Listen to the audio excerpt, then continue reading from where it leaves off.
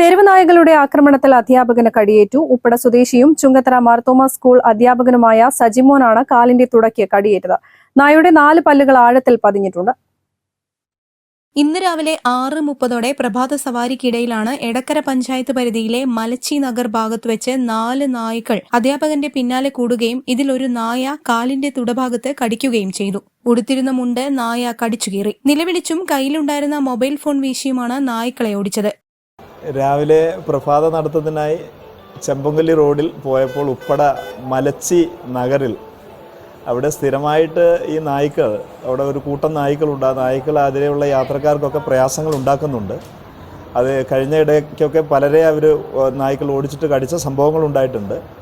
Bike യാത്രികരെ അവരുടെ പിന്നാലെ കൂടി ബൈക്ക് മറിഞ്ഞു വീണ് കടിച്ച സംഭവങ്ങൾ ഉണ്ടായിട്ടുണ്ട്. ആ കോളനിയുടെ സമീപം വെച്ച്, നഗറിന് സമീപം വെച്ച് ഒരു കൂട്ടം നായ്ക്കൾ ഓടി വരികയും വളഞ്ഞു നിന്ന് കുറച്ച് ചാടുകയും ചെയ്ത് കൂട്ടത്തിലൊരു നായ കടിച്ചു പറിച്ചതാണ്. മുണ്ട് ഉടുത്തത് കൊണ്ട്, ആ മുണ്ടിലാണ് കടി കിട്ടിയത് കൊണ്ട് ശരീരത്തിലേക്ക് അധികം കടി ഏറ്റിട്ടില്ല. അല്ലെങ്കിൽ ഇത് ആഴമുള്ളൊരു വൂണ്ടായിട്ട് രൂപപ്പെടേണ്ടായിരുന്നു. എന്നെ കടിച്ചത് 4 പട്ടികളുണ്ടായിരുന്നെങ്കിൽ അതിലൊരു വലിയ പട്ടിയാണ്, സൈസിൽ വലുതായിട്ടുള്ളൊരു നായയാണ് കടിച്ചിട്ടുള്ളത്. അവിടുന്ന് പിന്നെ ഒരുവിധം രക്ഷപ്പെടുകയാണ് ചെയ്തത്. ഒച്ചയും ബഹളമൊക്കെ ഇട്ട് മറ്റാരും തന്നെ ഉണ്ടായിരുന്നില്ല. ഒച്ചയും ബഹളമൊക്കെ ഇട്ട് എന്തായാലും നായ്ക്കൾ പിന്നെ കുറച്ച് കഴിഞ്ഞപ്പോൾ പിന്തിരിഞ്ഞു പോയി. അങ്ങനെ കഷ്ടിച്ച് രക്ഷപ്പെടുകയാണ് ഉണ്ടായത്. ഇന്ന് രാവിലെ ഈ സംഭവം ഉണ്ടായത് ഒരു 6:30 പ്രഭാത നടത്തത്തിനായി പോയതാ. സ്ഥിരം പോകുന്ന റൂട്ടാണ്.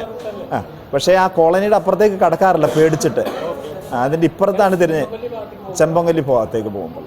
ഈ ഭാഗത്ത് തെരുവു നായ്ക്കൾ ഇതിനു മുൻപും നിരവധി പേരെ കടിച്ചിട്ടുണ്ട്. എന്നാൽ നടപടി മാത്രം ഉണ്ടായിട്ടില്ല. സജിമോൻ നിലമ്പൂർ ജില്ലാ ആശുപത്രിയിൽ ചികിത്സയിലാണ്. News bureau, Nilambur. തലമുറകൾ സാക്ഷ്യം വഹിച്ച വിശ്വസ്ത പാരമ്പര്യവുമായി PAK Gold and Diamonds. Most trusted gold. PAK Gold and Diamonds.